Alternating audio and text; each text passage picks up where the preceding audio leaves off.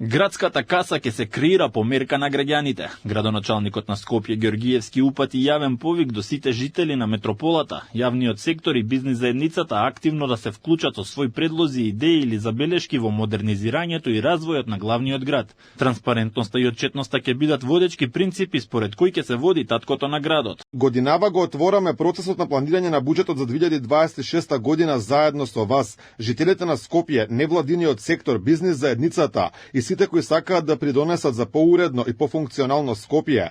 Ова е моментот кога секој може да влие со конкретна идеја, предлог или забелешка. Верувам дека токму со ова отворено партнерство ќе создадеме стабилна основа за долгорочен развој и силно, достоинствено Скопје.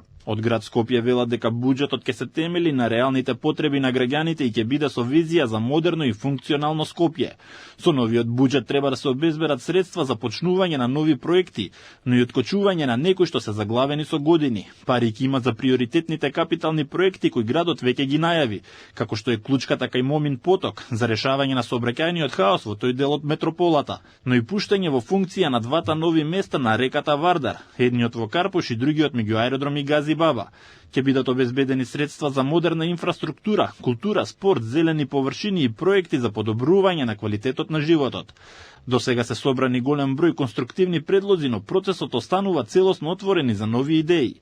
Откако ја презеде градската фотелја од Арсовска, Ѓоргиевски објави дека вкупниот долг на градот надминува над 300 милиони евра, но нагласи дека со добра организација и домаќинско работење може да се изгради метропола со која сите скопјани ќе се гордеат.